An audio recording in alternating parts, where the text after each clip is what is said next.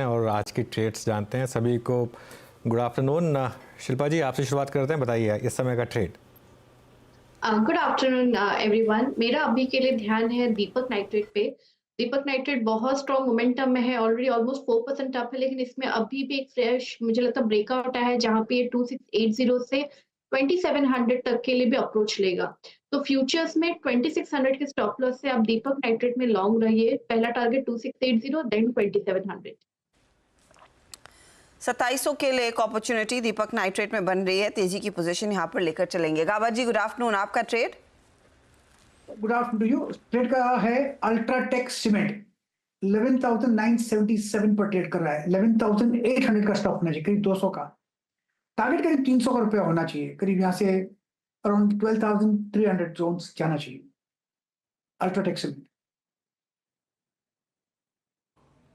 UltraTech प्रकाश sir का call है यहाँ पे, और कमोडिटीज पे अगर आप देखिए, सीमेंट पे, केमिकल्स पे कॉल आती हुई। मानस, आपका ट्रेड? वीरेंद्र जी, मेरा ट्रेड अंबुजा है। अंबुजा पे फ्रेश ब्रेकआउट देखने को मिला है, वॉल्यूम बेहतर देखने को मिले हैं, तो अंबुजा सीमेंट में करंट लेवल्स पे खरीदारी करेंगे। स्टॉप लॉसेस 684 के रहेंगे और टारगेट रहेंगे 715, 715 रुपए के। 700 वाला कॉल ऑप्शन जो 26 रुपए पे ट्रेड हो रहा है, वहां पर आप खरीदारी कर सकते हैं। 19 रुपए का इस स्टॉप लॉस, इसमें स्टॉप लॉस लगा के रखिए और 40 रुपए के टारगेट सेट करिए 700 के कॉल ऑप्शन में अंबुजा के। Okay, Ambuja cement. राजेश सतपुते जी, आपका ट्रेड इस समय का?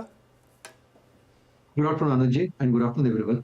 अनुज जी, देखिए मेरे नजर है आरईसी और पीएफसी पे। मुझे लगता है यहाँ पे एक अच्छा ब्रेकआउट मिला है। अगर दो में से एक चुनना है, then I would like to go long in PFC, क्योंकि यहाँ पे थोड़ी जगह मिल रही है एज ए ट्रेड। तो यहाँ पे देखिए स्विंग ट्रेडिंग का इसका टारगेट होगा 518 का, 518, 520 ये इसका टारगेट होगा। बाय करेंगे PFC with stop loss of 494। Okay, तो पीएफसी में एक अपॉर्चुनिटी बनती हुई 3% ऊपर वो काउंटर। तेजी का ये ट्रेड आ रहा है, एक मोमेंटम यहाँ लौटा है। Nilesh, good afternoon. आपका ट्रेड क्या होगा? Good afternoon Ashita ji, good afternoon everyone. Trade long side में है। आरती इंडस्ट्रीज इस पर्टिकुलर काउंटर पे खरीदारी की सलाह है। स्टॉक ने रिसेंटली जो फॉल दिखाया था, उसके बाद एक स्ट्रॉन्ग रिवर्सल हमें आज के सेशन में देखने को मिल रहा है, और इस रिवर्सल में लॉन्ग बिल्डअप होते हुए नजर आ रहे हैं। मोर देन 2% के ओआई इजाफा यहाँ पे देखने को मिल रहे हैं। तो ये रिवर्सल यहाँ से एक्सटेंड होता हुआ नजर आ सकता है ऊपरी स्तर पर। 715 और 725 ये दो टारगेट होंगे।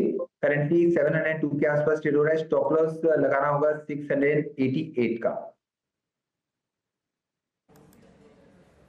ओके, आरती इंडस्ट्रीज, आप देख रहे हैं इस स्क्रीन को। अभी तक की कॉल सारी की सारी इर्द गिर्द केमिकल्स के और सीमेंट के बात करते करते, और स्विंग जो हो रहा है वो स्ट्रॉन्ग हो रहा है। शरद अवस्थी अब हमारे साथ जुड़ चुके हैं इस वक्त। शरद जी, गुड आफ्टरनून। मीनवाइल जरा आप एक बार अंबुजा दिखाइएगा। अभी मानस ने दिया, अब 704 हो गया फ्यूचर्स में। गजब मूव है। शरद जी, एक आप अपनी कॉल दें, उससे पहले एक आग्रह है, जरा सीमेंट पे आई थिंक ये जो एमएनए एक्टिविटी सडनली अगर आप देखें स्टार्ट हो गई हैं, या एटलीस्ट कॉर्पोरेट जो हैं वो साउथ बेस्ड कंपनियों के जो ब्लॉक्स हैं वो ब्लॉक कर रहे हैं, इस पर आपकी राय क्या है? और ये सीमेंट का स्विंग लग कैसा रहा है आपको? आप लोग चेस क्या कर रहे हैं और आपकी कॉल क्या है इस वक्त की? देखिए, मुझे लगता है सीमेंट में, साउथ बेस्ड सीमेंट्स में और बहुत सारी छोटी सीमेंट कंपनी में वैल्यूएशन डिफरेंस बहुत ज़्यादा है। अगर आप बड़ी कंपनीज को देखें तो वो जनरली 140-50 के ईवी पर टन के ऊपर ट्रेड कर रहे हैं। अल्ट्राटेक के केस में शायद वो नंबर 180-90 के आसपास है। बाकी बड़ी कंपनीज में जो भी मेरे हिसाब से दो कैटेगरीज में आप उसको बांट सकते हैं। जो 10 मिलियन टन से कम की कैपेसिटी है, एक जो 10 से लेके 30-40 मिलियन टन की 30 मिलियन टन की कैपेसिटी है वो, और बाकी उसके ऊपर वाले। तो मुझे लगता है बड़ी कंपनीज में तो यहाँ से बहुत ज्यादा गुंजाइश नहीं है फर्दर अपसाइड की, बट छोटी वाली कंपनीज में गैप बहुत ज्यादा है। तो सबसे छोटी कंपनीज में मुझे लगता है जेके लक्ष्मी सीमेंट अभी भी काफी अट्रैक्टिव वैल्यूएशन पे है। मेरे हिसाब से शायद 70-75 के ईवी पर टन के आसपास होगा, और ऑपरेशनल मेट्रिक्स वहाँ काफी अच्छे हैं। हालांकि वो most probably take over candidate नहीं होना चाहिए।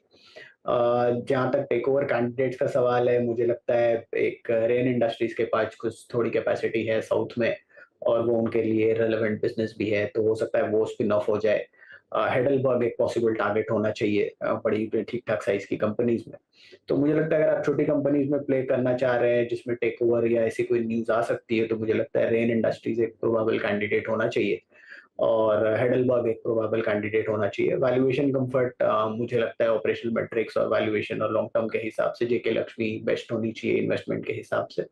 और लार्जर कंपनीज में मेरा मानना है कि डालमिया भारत की जो वैल्यूएशन है लगभग 40-45 एमटीपीए की कैपेसिटी है, वो बढ़कर 75 तक जाने वाली है। वहाँ वैल्यूएशन अभी भी $85 पर टन के आसपास की ईवी पे है, तो वहाँ मुझे लगता है काफी बढ़िया स्कोप है $120 तक जाने का। तो वो बड़ी कंपनीज में डालमिया भारत मेरी टॉप बिट होगी। और आज के रिकमेंडेशन के हिसाब से हमें लगता है ये एक्विजिशन के बाद डॉक्टर रेड्डी एक काफी डिसेंट बेट बन के आनी चाहिए। पूरी फार्मा स्पेस में सबसे डिसेंट वैल्यूएशन डॉक्टर रेड्डी की है।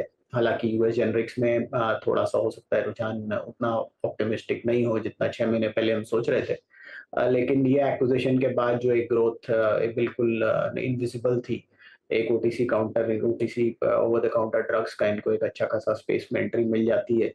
और रिलीज के साथ मुझे लगता है 9 से 10% टॉप लाइन ग्रोथ की गुंजाइश बन जाती है आने वाले समय में एडिशनल।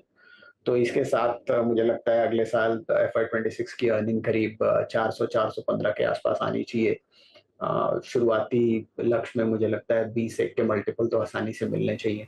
तो इनिशियल 8,000 रुपए के टारगेट्स के साथ डॉक्टर रेड्डी।